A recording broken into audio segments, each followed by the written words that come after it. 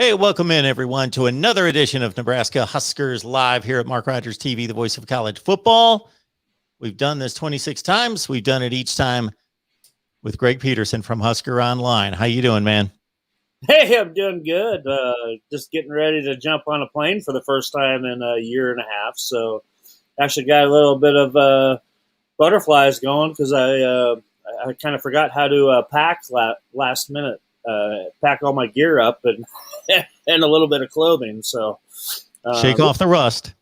yeah, absolutely. So that's my biggest worry here after we get off the air.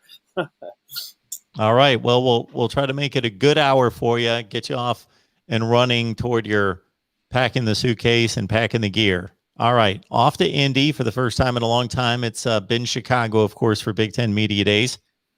As you let me know just a few minutes ago, Ben Stille, Austin Allen, Deontay Williams, the selections for repping the Huskers.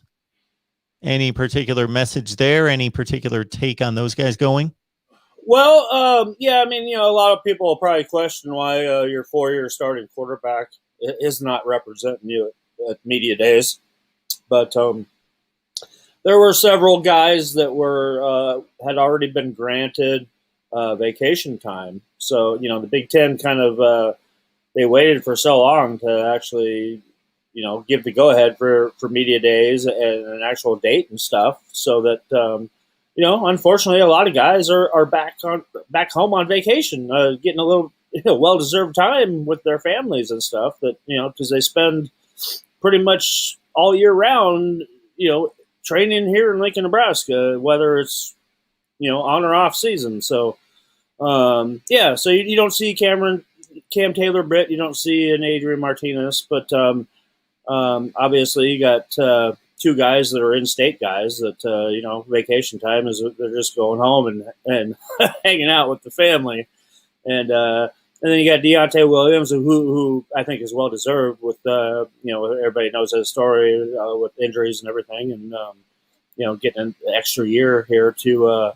really boost his stock in the NFL draft next season. So it's a good collection of guys. It's guys that I've known for a long time, and media days is always kind of a fun little deal for us. And it's kind of bare bones this year. There's no, fan interaction, no big luncheon or anything. It's straight media. It's all in Lucas Oil Stadium. So it's going to be in some very wide open spaces. I don't know if probably a lot of people have never been in there and seen the setup there where they put the media. Yeah, it's a huge building. So, I mean, we're used to always having it, in a hotel and, in the ballrooms and the big venues in the hotels there in Chicago. So it's going to be a little bit different that way, but, it's straightforward. They get right to it at the podium, and then head coaches take their own individual podiums, and then players go, the three players go. So bing, bang, boom, it's all done in one day for, whatever day you're going for whatever team you're representing. And Nebraska goes on Thursday, and, it should be fun. I know for a fact that, our flight leaves tomorrow at 1 o'clock out of Lincoln here, and when we land in Indianapolis, we go through Chicago, but when we do land in Indianapolis, we are going straight. We have reservations at St. Elmo's, so we're going straight to St. Elmo's and enjoy one of those famous shrimp cocktails and a nice steak when we land tomorrow. That's the way to do it right there. Yeah. That is the way to do it. I know a lot of people are excited about St. Jacques Yant play running back for Nebraska, but I think Moonbot, he is the most excited. At least that's what he shows every week. Every week he's in the live chat just talking up. I'm waiting for that shirt. Where's that shirt that he promised us? The Yanty, the Sasquatch take on that. So come on, Moonbot, we're dragging your feet here. All right, Moonbot. While you pull that together, Dewey is asking who the best wide receiver is on the team. Who's going to be that number one guy? I think right now you got to say it's Samari Torre for the kind of experience that he's got coming back, and if you talk about potential and playmaking ability, then you'd say Omar Manning, but we still haven't. We waited a whole year last year not to see anything from him, and if he can stay on the field, Omar Manning's got a chance to put up a lot of stats. But I think Samari Torre is going to be a reception leader and making those real important receptions. And then, your third guy is going to be Oliver Martin. I think you're going to see a lot of special things out of those guys. And after that, Xavier Betts is going to get a lot of playing time and on and on from there. So, yeah. But right now, I would say it's going to be Samari Torre, and it could possibly be the MVP of the offense when it all comes down to it. Samuel Buda is going way, way back in the time machine to Gale Sayers' recruitment. Of course, he went. He's the Kansas Comet. He went to Kansas.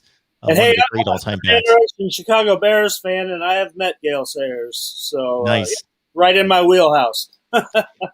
If anybody out there is unfamiliar with Gale Sayers, which of course I think just about all of us, it was before our time, but still, if you love NFL films, if you're an NFL buff, then you've seen the films Through the Mud and just the ridiculous moves. Treat yourself. Look up Gale Sayers on YouTube. I'm hoping that there is sufficient video of him. Anyway. Oh, God. Yeah. Samuels. You got to throw in there, too. He's the pride of Omaha Central High School. Okay. Well, that's what Samuel's alluding to. Yeah. He's seeing a trend being repeated. Green also attended that high school. Omaha Central's put out a heck of a lot of athletes. So I'm going to ask Samuel's question in a little bit different way. That Nebraska being the levels of high school play that it is across the state, and you've got as good a take on that as anybody. When you compare the state versus what you would expect the Nebraska football program at the collegiate level to produce, you got a pretty good gauge, I'm sure, as to how many players should we be taking from Nebraska versus how many players do we need to go outside the state to get. So whether that's like, in some states, the top prospect's about the only guy in the state that a major program would want, in pick your state, Idaho, somewhere like that. You go to other states and you can go 100 deep in Florida and you're still looking at good players. Yeah. So in Nebraska, whatever number that is Nebraska getting its fair share of that top 5, 10, 15 at whatever point you think they start to drop off? Yeah, I see exactly where this question is going, because obviously right now the top 4 ranked prospects in this year's class coming out of the state aren't coming to Nebraska. And it's kind of an anomaly, and there's really nothing to read into it except for the fact that all 4 of these guys did not grow up a Nebraska fan. Okay. They've got a lot of roots from other parts of the country, and they're not your traditional kid that was born and raised here and living and dying Nebraska football. So, and that kind of happens sometimes. This is just one of those years. And so, Nebraska moves on, and they get as many of the other highly rated guys or guys that they think can help them. And then, you always have that trump card with your walk-on program that is always going to land you a lot of those prospects that had other offers and had other options, but would rather choose to stay here and pay their way into college and play for Nebraska. And that's never going to change. But, this year's a little bit of an anomaly on that. But for the most part, that number in this state has been steadily climbing of Division I prospects that are produced out of here year in and year out now. I 20 years into this recruiting game, and 10 years now, last 10 years stationed here, and and actually watching a lot of high school football, where I played high school football at. And, it was kind of a culture shock when I came back after when I would be used to, going out and covering a game, say either in Texas or California or Florida or the Atlanta area or Ohio or Pennsylvania. When you see like 30 D1 guys on the field at one time, and then you come back here and, wow, it's kind of funny when you see like 3 D1 guys on the same team. So you got to kind of adjust that. But like I'm saying, the number in the state has been steadily going up. Obviously, the Omaha metro area has always been, able to produce plenty of talent that ends up in the NFL. But you've added a lot as the population of the state increases, and there more industry moves in here, and there's more jobs available. You have a lot of transplanted people that come in here, and you get a good chance to monopolize on that. A good example of that is right here in Lincoln when you have Tony Tuioti, who's the defensive line coach at Nebraska, and he's got one of the most talented kids in the country. That and you kind of you get a little bit of that. They would have never considered Nebraska, 4 or 5 years ago before Coach Tuioti joined the staff. So there's a lot of factors that go into that, and I'm proud to say that I've seen the talent pool in this state steadily rise year in and year out. So those top 4 players that Greg alludes to in the 22 class are going to Missouri, Oklahoma, Auburn, and then there's still a decision to be made for Devin Jackson between, it looks like, Oklahoma, Arizona State in the running. But if we go back to 21, Nebraska did miss on 2 of the top 3, but they hit on the next 4, so they hit on 5 of the top 7 in 21 in state. Yeah, and I mean, it's a cyclical process, and it also depends on numbers that you're taking. Some kids don't. They kind of shy away from competition sometimes, and I'm not trying to say anything bad about a prospect in that sense, but it's all about fit. And bottom line is that a lot of these kids nowadays that are growing up in the state of Nebraska have not seen Nebraska be successful on the field. So, like we always say, winning cures all. And, when you see Nebraska start to put things together on the field and start winning ball games, that number decreases on those numbers that you allow to leave the state. Kyle made a comment about 5 after 8 about us being late and can't wait for the stream. So I appreciate everybody being here and saying, hey, we would rather have people complaining and clamoring that we're late than not care. So we're going to make a deal this week. This is the deal, Greg, we're going to make, and you're out of this deal. It's between me and everybody else. So it's basically going to be, because I'm the one that sits here waiting for that link to come. Okay. So the deal is, and what happened tonight is I had a record, it got backed up, and I should probably not schedule records at 7:30, but it was supposed to be at 6:30. Anyway, I'm going to make the deal that we're going to be on time at 8 o'clock Eastern, 7 o'clock Central next week. And everybody that's watching is going to go out and recruit some people, get some people in here to the live stream. Well, should we even maybe throw a teaser out there? Ooh, that'd be a good one. That's your call, and that's for you to take on. I think we should maybe excite some people here, and Mark and I are proud to announce that we're adding a third person to our weekly chats here, and that's none other than former Husker linebacker Josh Banderas, good friend of mine, and good family friend of his dad, and for a long time, and he's really excited to join our crew here, and as many chances as he can, he's going to be on here with us, and so tune in next week, and we're going to let it rip. That will be phenomenal. I'm excited. Greg did a great job again. He's made the connection. He is friends with Josh, so we benefit from that, and that's going to be. I already think we have a great show and great discussions every week. That's just going to multiply it, by a ton to get that perspective. No question about that. Interesting too. I'll just throw in.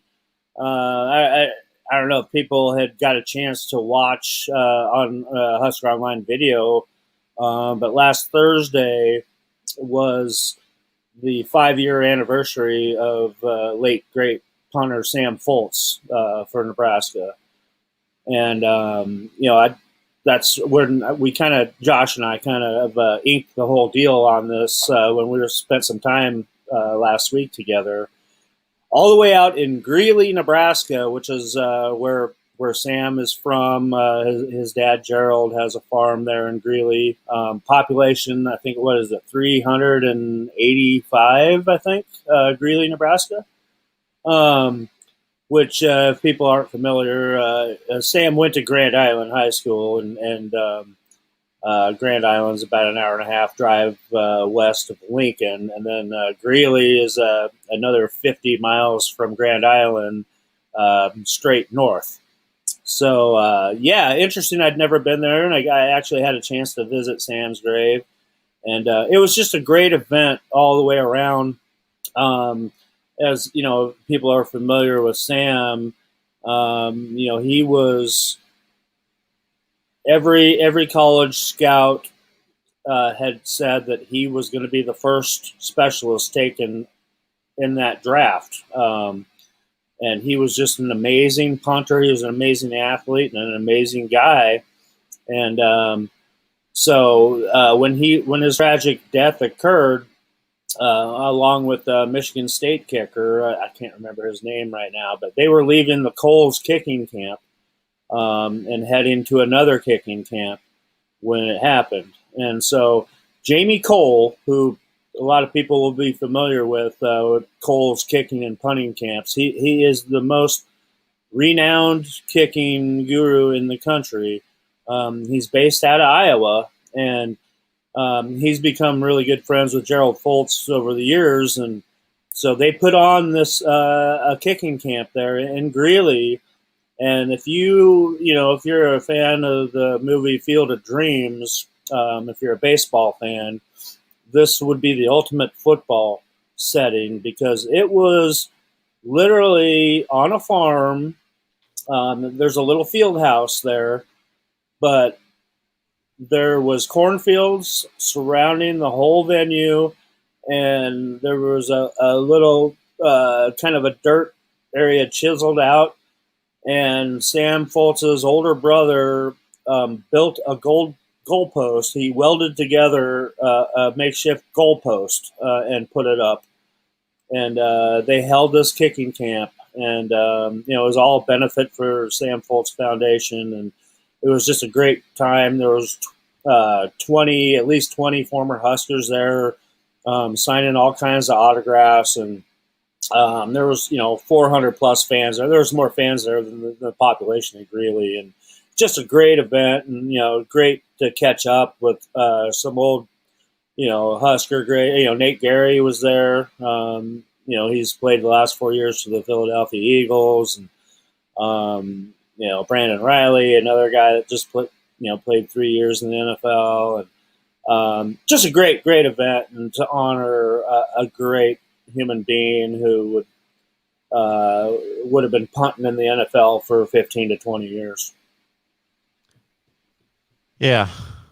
Mike Sadler, that was the Michigan State punter. There you go. Yep. Yeah, that is nice to hear that some good has come from that, because that was hard for, I'm sure, you being close to the situation was difficult to take. With Sam too, I mean, this kid was the epitome of an athlete. He actually came to Nebraska as a safety / wide receiver. They weren't sure what to do with him, and when he played in the Shrine Bowl in Nebraska, we actually had him punting for us. I have video of it. It's phenomenal stuff. And you can just tell right now that, holy cow, this guy he's got a cannon for a leg. And sure enough, when he got to Nebraska, they had no idea that they had an NFL kicker or NFL punter as a walk-on. And, obviously he earned a scholarship pretty quickly. And, I mean, it was legendary. You gotta listen to Jamie Cole talk on the video on him. And, it's good stuff. So, such a tragic loss way too early. And, but, he'll always live in our hearts, and especially to those of us that knew him and knew him very well. Nebraska Football Talk here every Tuesday night, 8 Eastern, 7 Central. And we appreciate everybody being here. And the deal is that, I'm notoriously late. That's one of my faults in life. I wish it was the only fault that I have in life. It's just one of many. But one thing that I'm working hard. That's one of the reasons I'm late. So we'll excuse that. No, we're going to do our best. Meaning me. I'm saying we, representing the show, but it's all up to me to be on time next week. And the deal is that everybody that's listening to the show, whether that's here live with our 82 on the line, or that's everybody else that watches a little bit later, which is usually 2,000 to 3,000, you guys go out there and get some more folks to come in here and talk Nebraska football. And even if they don't like Nebraska, if they love the Big Ten or whatever team they root for across the nation, because we got all sorts of fan bases in here, just be a college football fan. Yep. All right. Moonbot is talking about up this defense, and it leads me into this. He thinks it'll be a top 5 defense in the Big Ten. I just grabbed Athlon's. So I've got Athlon's sitting here, Lindy's. I got Phil Steele's. I really need to take the deep dive on that. And for a lot of you that caught the 7 or 8 minutes we had with Phil Steele, it was supposed to be 30 minutes. We had some audio issues, but Phil Steele's going to be back on. So he was kind enough to come back. So we're going to schedule that in August. He's phenomenal, by the way.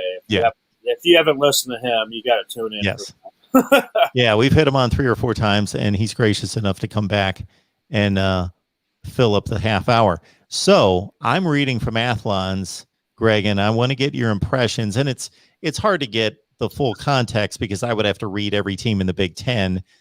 But I'm going to give you Nebraska's unit rankings, every unit in the Big Ten, according to Athlon's. Yeah, let me hear. So their quarterback room's at number 7. Okay, yep. The running back room's at 8. Yeah. The wide receivers and tight ends at 12. Wow, that's a big mistake. Northwestern at 13, Illinois at 14. So they've got Minnesota just ahead of Nebraska at 11. I'll have to have a chat with those guys. I know exactly where their office is located. It's not very far away from my house in Nashville. All right. So we've got also now at offensive line number 8. And then on the defensive side, sorry about for that. On the defensive side, for having so much experience and talented experience coming back, they've got the defensive line at 9, Wow. the linebackers at 6, and the DBs at 7.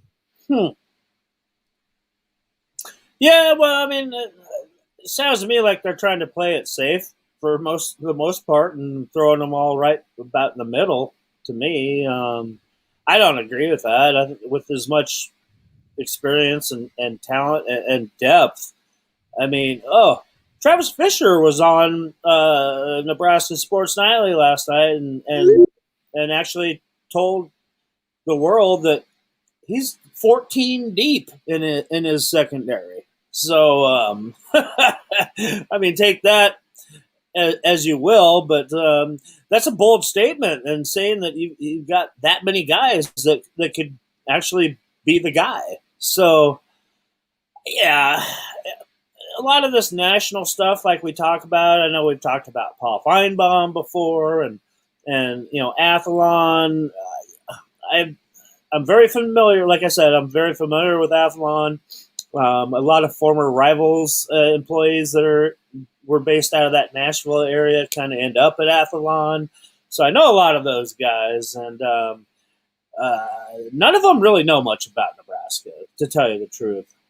So I think they're just kind of going off of trying to play something safe, and like that wide receiver ranking is absolutely ridiculous. I think they're just thinking about what Nebraska used to be as an option team, and didn't really utilize wide receivers. So that's kind of the way I'll break that athlon ranking down. And no wonder why they never have me on as a guest on anything. So Ben Jackson is asking about the pass rush and hoping it improves this year. What do you think? Well, yeah, we always want that to happen. When you have that difference maker, that pass rusher that we haven't seen for a while. Since Randy Gregory was here, and you go back to Ndamukong Suh, and even farther down the road with guys like Trev Alberts, and just you can go on with those premier pass rushers that Nebraska has turned out over the years. I don't see. I see it maybe improving a little bit, but I don't see like a big time difference. I think you're going to see a collaborative effort, and I think with Ty Robinson and Casey Rogers, I think their potential is sky high, and if they perform the way that I think they might, then you might see all of a sudden a dominant pass rusher come out. Is that maybe a Garrett Nelson or somebody like that? Because I know for sure that when I fell in love with Garrett Nelson when he was playing in high school, and he was rushing the passer like a madman, and if he wasn't sacking the guy, he was knocking him on his butt every time. So, we'll see. But I think it's going to be more of a collaborative effort, and I think you want to try to force more turnovers. I think that's where you're going to see the difference, and that's going to help the pass rushing too. So we'll see. We want to see improvement there. Bottom line, and I just wouldn't go overboard on predicting anything on that. Dewey's asking about Will Honus. Obviously, he suffered a knee injury during the spring. Do we have any idea of when he should be able to get back? We don't. The last thing that we'd heard from Coach Frost was that he was hopeful that he might be able to come back sometime later in the season, but I highly doubt it. And I know that they were seeking out an additional medical year on him. So hopefully that he gets that granted, and then he can just come back again next year as a 30-year-old senior. Moonbot wants an extra half hour. Man, we give you everything we've got for 60 minutes. Folks, we get the... I got another basketball media get-together next Tuesday as well. So, yeah.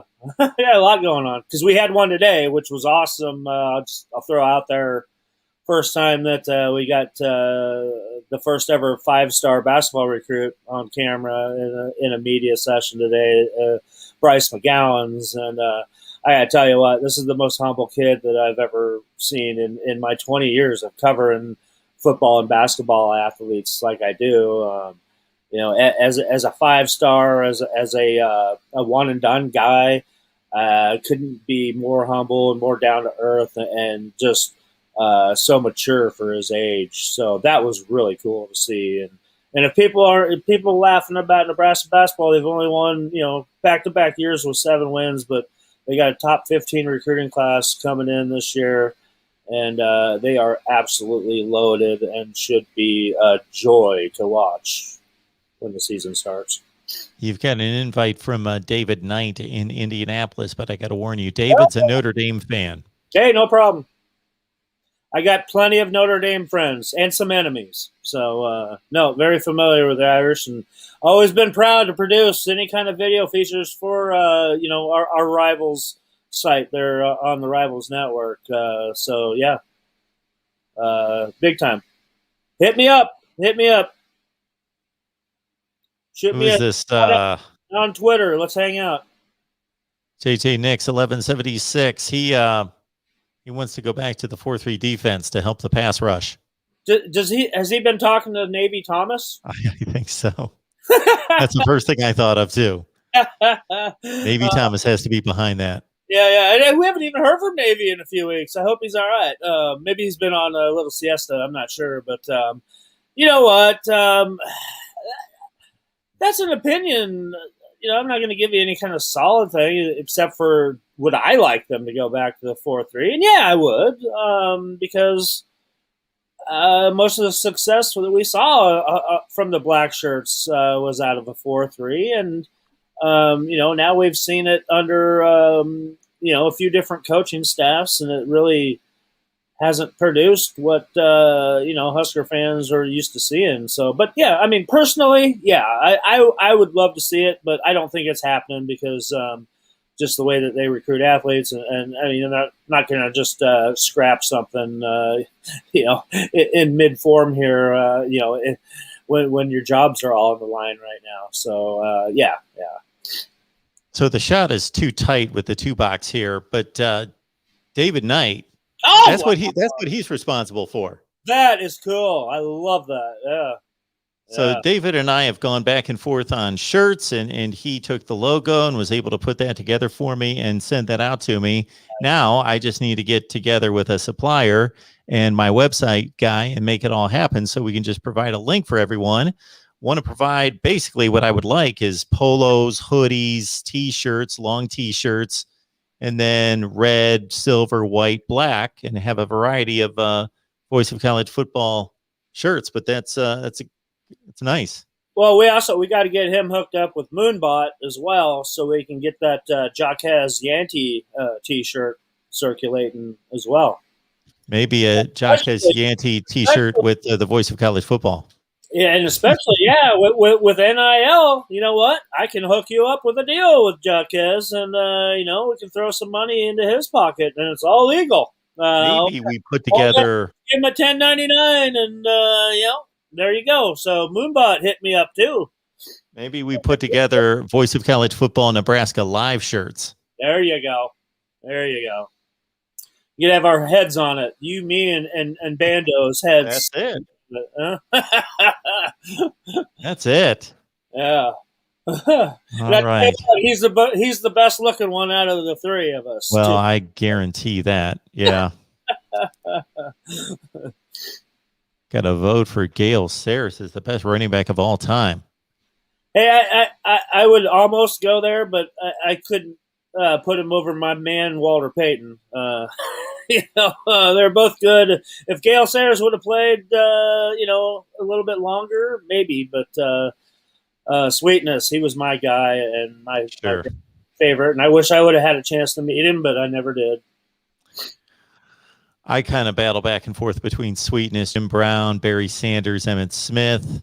Those four. Then you can throw in so many other guys, but that seems to be the top tier of the debate. Then maybe that second tier is Eric Dickerson, Earl Campbell, Tony Dorsett. Yeah. Oh man. Yeah, I mean you're naming them all right there. So yeah. All right. Missed those. Here, I got some good questions for you tonight, Greg. I got two questions for you. One would be, this one came to mind the other night. We were talking Florida State football. And if you could have one question answered, like one piece of information, one fact, one stat, and you would know it right now, like I could give it to you right now about the whole season, that would give you the best indication of how good the season was going to turn out. So I'll give you an example. I already know. We were talking about this during Florida State show, and I said this would be mine. I would ask, how many games is Mackenzie Milton going to start and finish? That's what I want to know right now.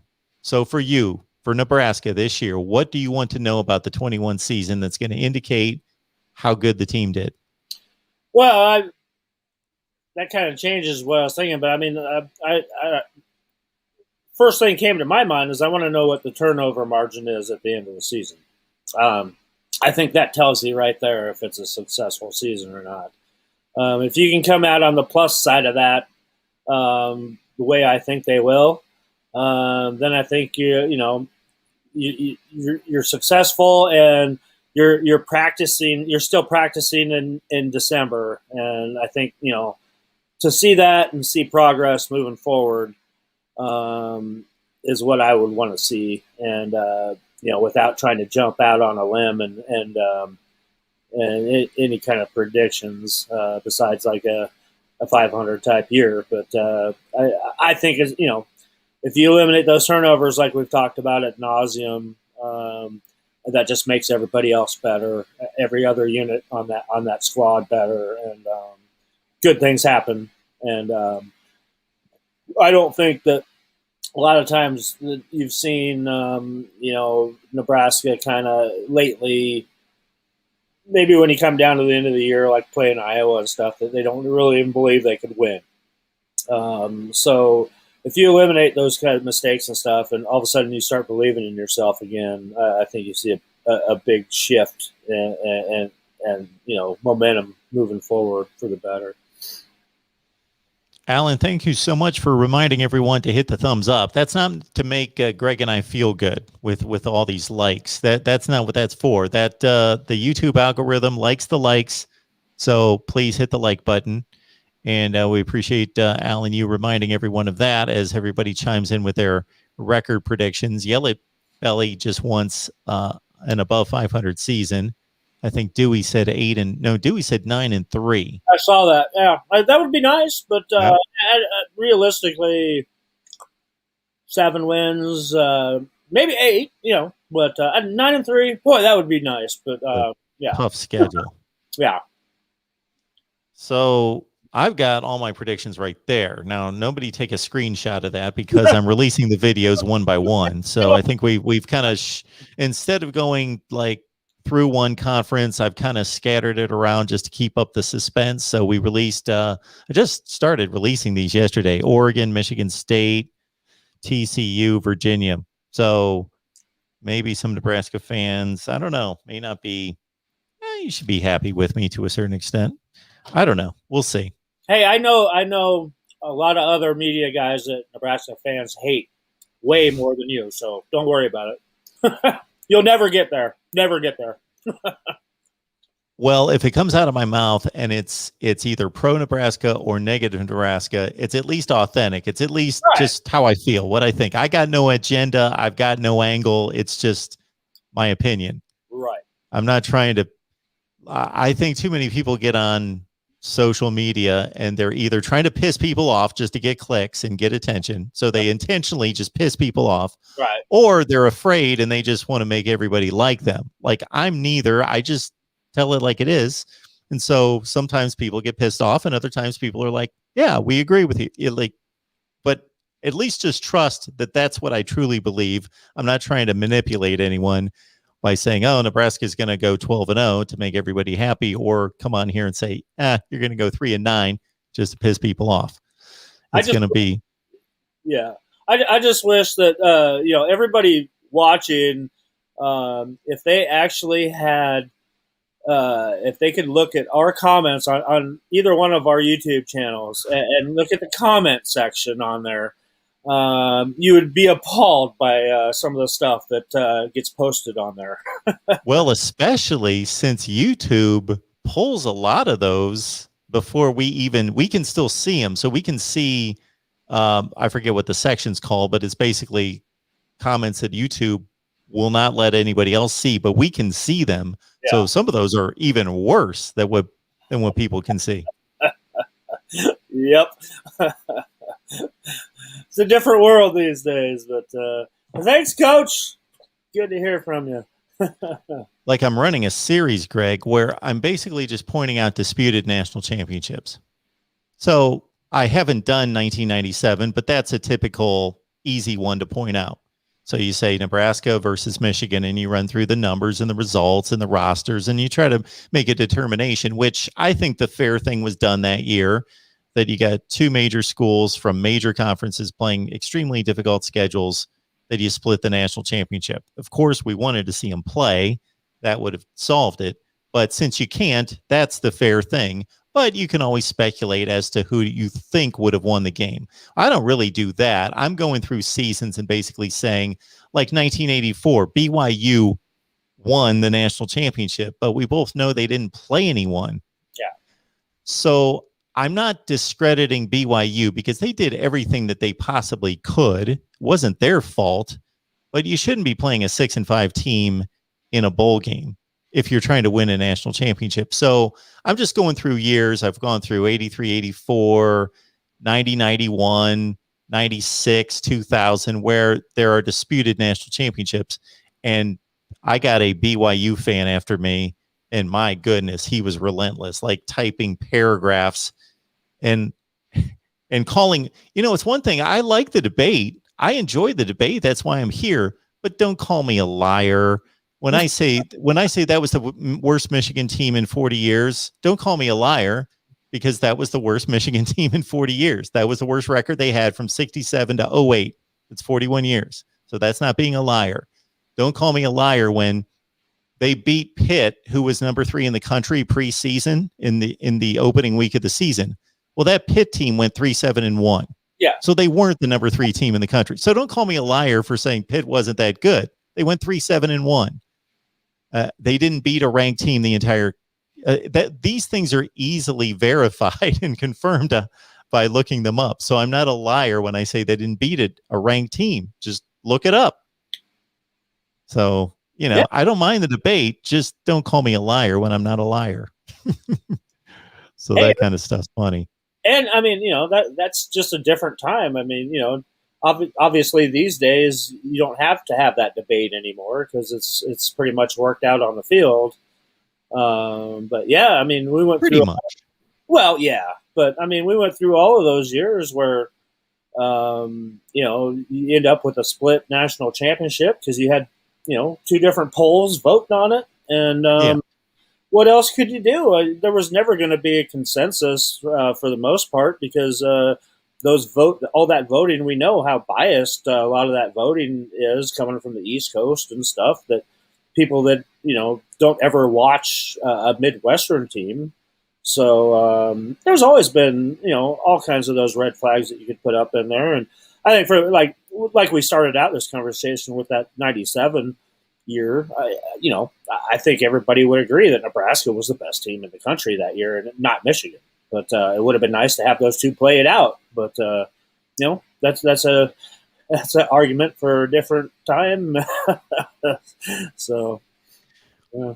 What I would dispute now in the playoff era would not be the team that won it, because they got there. Alabama last year, they were the best team. They wiped everybody out. They were undefeated. They beat 2 really good teams, especially Ohio State in the championship game, beat them by 4 touchdowns. That in no way should be disputed. But what can be disputed is, should Texas A&M have been in the playoff instead of Notre Dame? Should Cincinnati have been there? They were undefeated. Should Oklahoma? Like the playoff can be disputed. Yeah, everything can be. I mean, when is there ever going to be the perfect system? It'll never happen because somebody is going to be pissed off about something because they didn't make it in.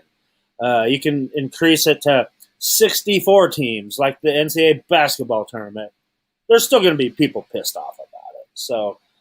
It is what it is. And a lot of that, what we talked about in the past, too, that those conference affiliations with bowl games really messed up, that you couldn't get that matchup of the 2 top teams because, one of them was obligated to play in the Rose Bowl and one of them was obligated to play in the Orange Bowl. So, the system's always been flawed. Unfortunately, in that situation, we were only 1 year away from it being solved. So Right. They would have played the next year. Yeah. Unfortunately. David, I appreciate you keeping track of this. So David is always looking out for me. So he's, I believe, wondering where the super chat icon is. So I'm going to have to look into that. If there's, David, is that what you're talking about? So if people cannot contribute with there should be a $sign at the bottom of the live chat. It should be there. Pretty evident. It's not in neon lights or anything, but it should be pretty evident. There's a $sign where people can contribute to the super chat. So if that's not there, then I need to look into that.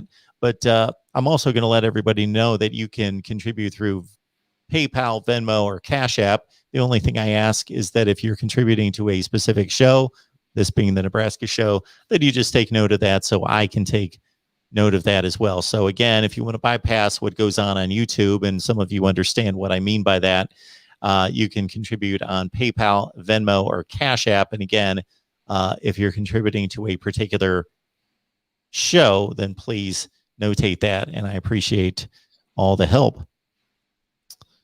All right. Moonbot is asking, or where was that being asked about? I missed it. I'll come back and grab it. Basically, looking at the coaching staff, and this is always tough to do. And I know we put you on the spot sometimes, Greg, but just looking at the coaching staff, do you think, considering having a good season, let's say, if some of those guys will be prime candidates to move on? I really don't think so. I think they're a really cohesive unit. The only really thing we've seen is Mike Dawson leave for an NFL job and then come back.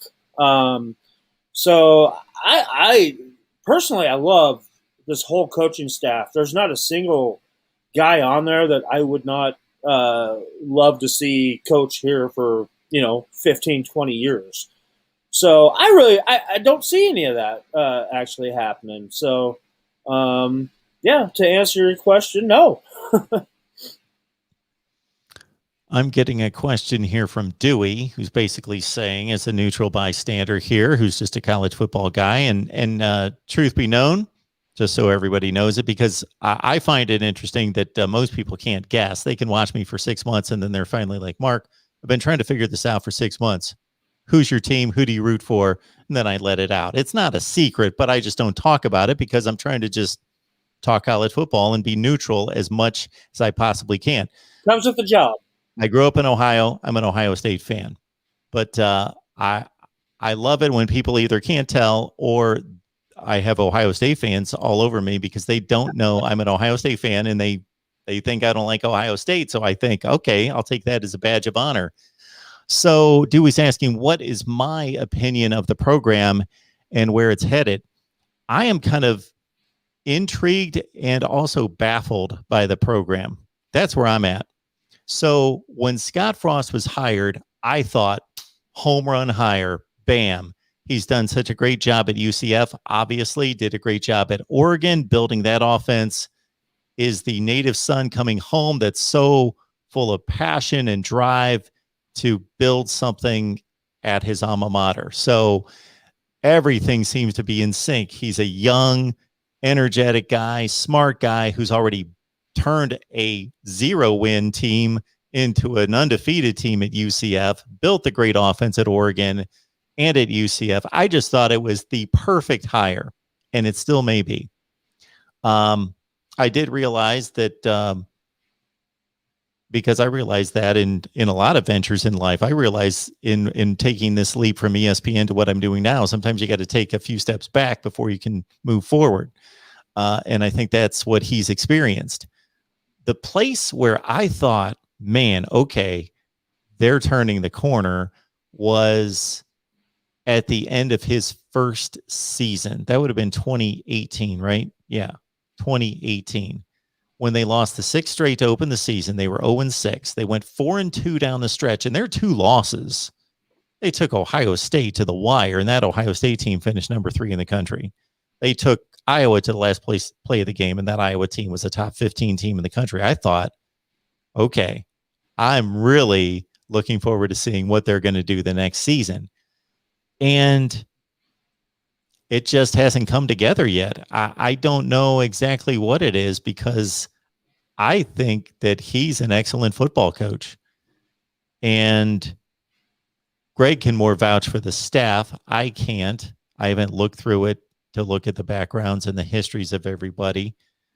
They've recruited in the top. They haven't like, knocked it out of the park, but they've kept up the standard of top 18 to 25 in the country in that range. So the results should be coming. I do think that they're in a difficult place where the expectations are so high and the brand, the image, the tradition, the history is so incredibly high. And they still have the money, the resources, and everything working for them from that standpoint, but they are kind of isolated from a ton of talent. I do think that that's a unique challenge to them. Iowa's got the same challenge. Wisconsin's got the same challenge, but the expectations aren't as high there. Yeah. I think that's fair. Absolutely fair coming from, somebody just from the outside. And, we've mentioned it a lot that this was a way, way bigger fix taking this job than anybody ever had imagined, especially Coach Frost. And I agree with you. I think he's a phenomenal football coach. And obviously he's the right guy for the job.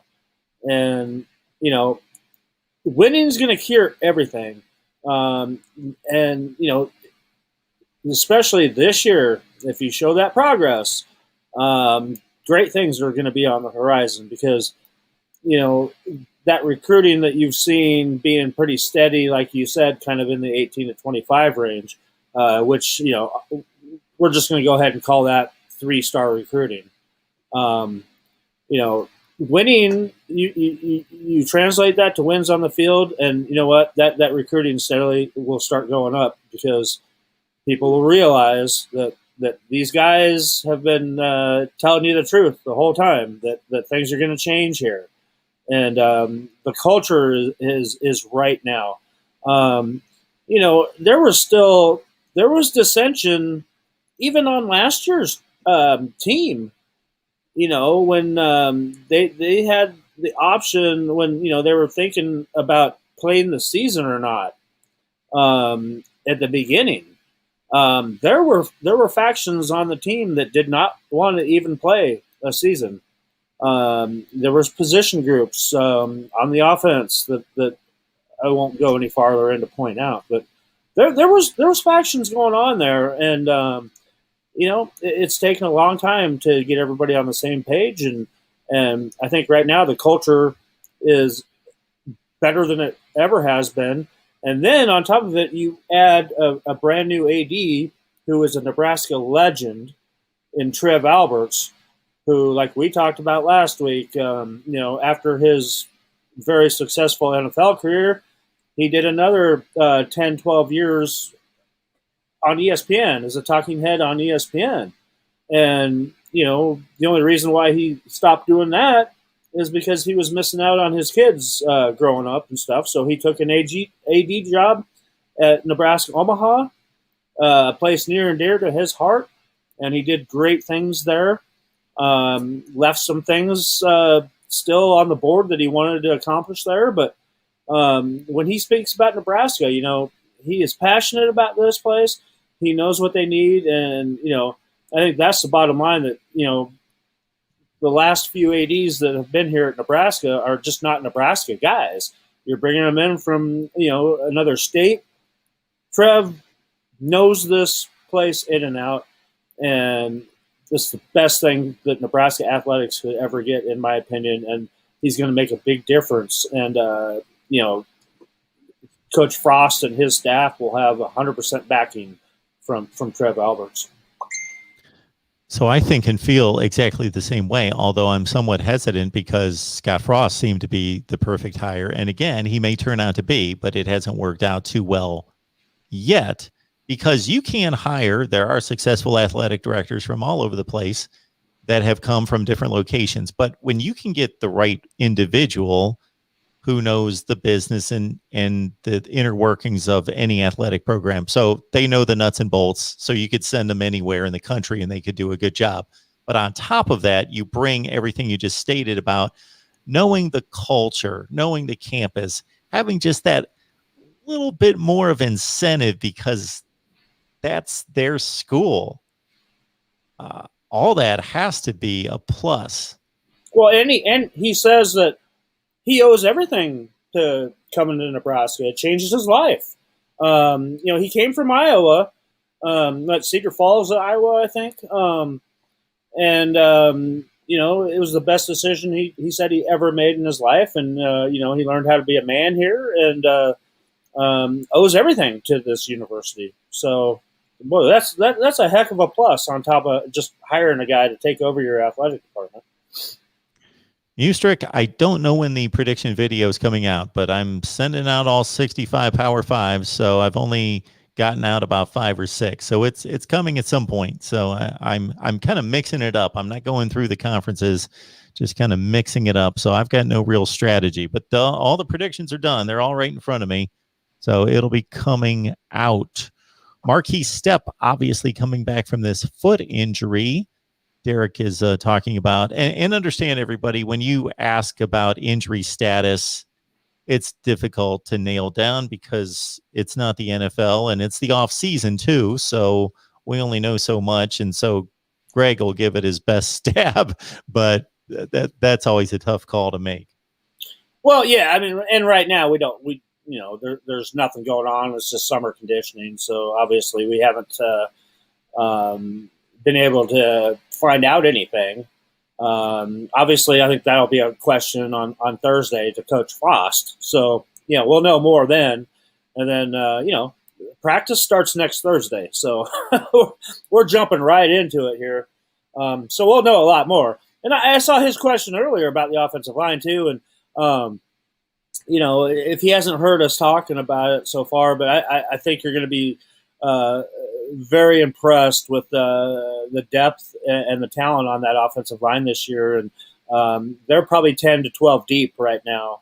So, yeah, that's what you need. You need to get good rotation going in there, which will only help out that running game. And, hopefully you do see Marquis step back. But truthfully, we don't know. We don't know if he can even crack the lineup because we haven't seen him do anything yet. And we're all super high on Jaquez Yant, so it might be an uphill battle for Marquis Stepp to even get any playing time at this point. We just don't know. All right. I fail to realize that we've kept Greg around for too long, but it's about 7 after. No, it's okay. I love Kolarvik right there. I love that.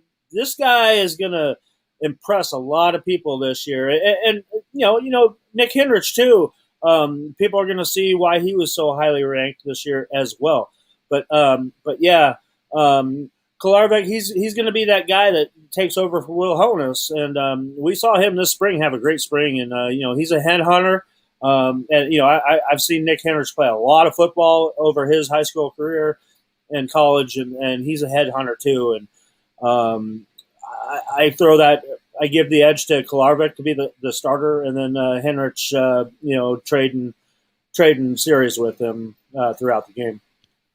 Bobby V is asking about the offensive line targets and how that shapes up for 22.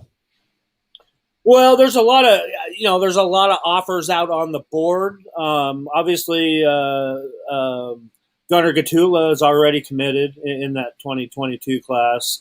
So, we'll see how that progresses. But, it's always nice to have early commit like that can be that recruiter now that goes out there and hits up all those kids that have offers on that Nebraska offer list and hit them up on social media and get to know them and talk them into why Nebraska is the place that they should come. So yeah, we'll know a lot more on that. I mean, because right now we're still like only halfway done with the 2021 class. So we'll see. James Mons III is a cornerback out of Florida who's chosen IU, and Alex is just wondering about your thoughts about him choosing Indiana over Nebraska. Yeah, I was kind of surprised about that too because I thought he really liked it here, but you know what? 17, 18-year-old kid, and it's all about relationships, and something that clicked there with Indiana is probably a better fit for him. So, you can't fault anybody for that. These kids, you've seen it so many times, that might not be his final decision. It's still a long way to go until December signing day. So, yeah, we'll see. David, I know that you've been watching Nebraska football from the 90s, and that's fun to watch. And, of course, they were in their heyday. But at the same time, you got to be careful in trying to relive the past, especially since offensive football has just progressed way past that. So there is a place for a fullback on a football field still in certain situations, but not every play, I don't think. Hey, Andy Janovich, man, he's still he's making money still in the NFL. He's one of he's out of that Sam Foltz class. So yeah, I mean, Nebraska did have a fullback rock in there for a while. That was under Coach Riley, but yeah. But I agree. Fullback Nebraska was always kind of known as fullback U when you think about the Tom Rathmans and the Corey Schlesingers, and you just go on and on and on. But yeah, I mean that was always you needed that hammer there if you were running the option. That fullback was a very very valuable position, and Nebraska excelled at that more than anybody I think ever in history has. And I'm the guy that would love to see, and this just doesn't happen because it becomes a copycat league of sorts. But I like to see a variety. I would love to see all styles of offense be represented, but it seems like almost every school in the nation, and I know that there are intricacies that are different and matchups and different things that offensive coordinators bring to the table, but it seems like almost everybody's running the same offense now, and it just gets a little monotonous and a little bit stale.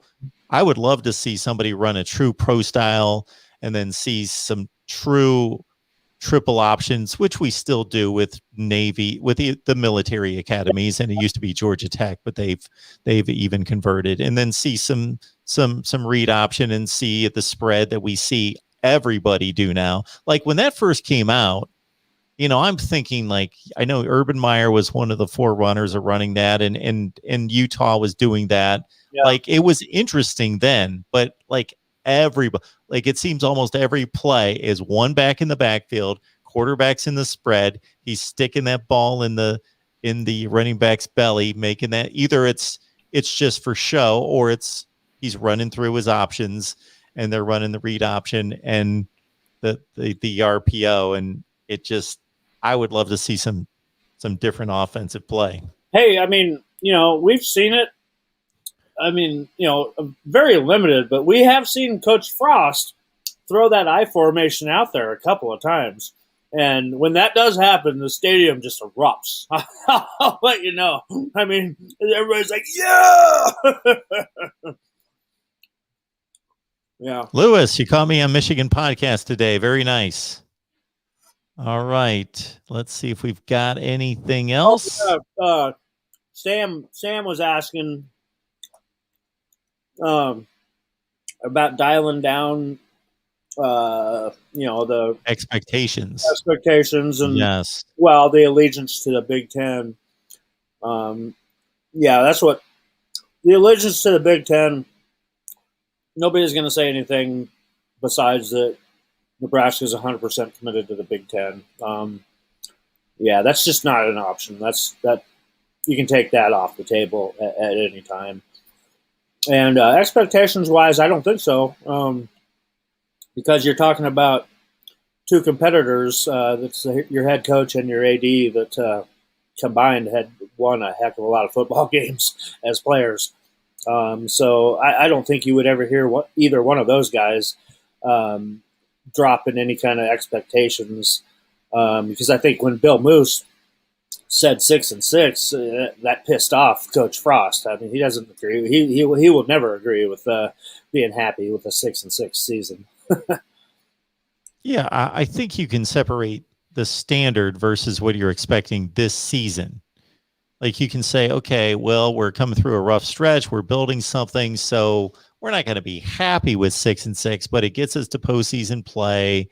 It's roughly a 1 or 2 game improvement. You just went 3-5 the year before, and you went 4-8. 4-8, 5-7, whatever it was, the 2 years before that. You've won 7 games in the last 2 years. Yeah. So, yeah, I think there's a difference at a school like Nebraska. Florida State's going through the same thing. Yeah. You know, for them to go 6-6 this year, again, improvement. You can be satisfied with it, saying we built in the right direction, but we're not happy with it. This is not our standard. This is not Florida State / Nebraska football. So you can do both at the same time and say, this is not the standard. Yep. But we improved. So we feel good about taking some steps in the right direction. Hey, look at Oklahoma. They went through a bad stretch there, and were pretty much left for dead. And look at what they've built themselves back to. So it can happen, right? Here's Navy Thomas stepping in here late. So we have hit about 150 on the line, so we appreciate everybody being here. So I believe that a number of you, in addition to Greg, of course, tweeting this out, and myself before the show, that a number of you have been listening about getting out there and telling people that we're here talking Nebraska football. So I appreciate that. And again, my vow to everyone is to be on time with the link next week, 8 o'clock Eastern, 7 o'clock Central. So I got to do that. I should be doing that for all the shows. So I shouldn't have to take note of it for this one, but I did make the guarantee for this one. So the deal is we're on time next week, everybody. And you guys go out there and let people know that we're here talking Nebraska football every week. So there's the deal. You bring in some folks. Maybe we double the crowd next week, and we'll be on time. And we've got, well, Greg's already let us know, Josh Banderas online with us next week. I'll let Navy know right now that, man, Coach Osborne was there Thursday when Trev Alberts got introduced, and I gotta say he was looking great, in great shape. I was super excited to see him in good spirits and looking happy and healthy. I think he's been doing a lot of fishing and hunting lately, and all that stress of Nebraska athletics, he's not too worried about it anymore. So you know what? He's a legend here, and obviously any former player of his is a beloved son of his, and he's going to help out any former player. If you want to catch some more Nebraska coverage, of course, go to Husker Online on Rivals, but also keep it right here on YouTube at Husker Online. Just type it right into the search bar. You're going to catch Greg's work over there. Anything either new, released, or coming up? Well, obviously we got Big Ten Media Days coverage starting here Thursday, so that'll be the big thing. I still have a few basketball features to put out that we took care of today, and like we mentioned, practice starts next Thursday. Fan days on Friday, and boom, we are into fall camp starting next week. So, yeah, lots and lots going on starting then. Folks, check this out. This was sent to me by somebody. This was not requested. I didn't order this. Just a viewer just sent this in and said, "Hey, Mark, look at this." And they sketched that in wood, and they're sending it to me. And they sent, the person is very talented, and they've got a business. It's called, it's right there, TriStatesketch.com. So cool. If you go there and you buy one, you get one free, and basically you send them a photo, and then you can pick out they've got various designs of wood and different, types of wood and types of designs that you can pick out, and you send them the photo. And I got to tell you, again, I will take more screenshots. There's about 12 examples, and they're all really good. Wow. That's amazing. So there you go. I'm jealous. Almost as amazing as Greg's analysis here every week on Nebraska football. Greg, we only do this and only can make it happen because of you. So we appreciate you being here, and we should have another great show, of course, even better next week. Absolutely. And, like we said, we'll have the aftermath of media days, and we'll have a lot of information that we've been kind of left out in the dark for the last couple of months. So should be good stuff next week. Don't forget to tune in. We'll see you all next Tuesday.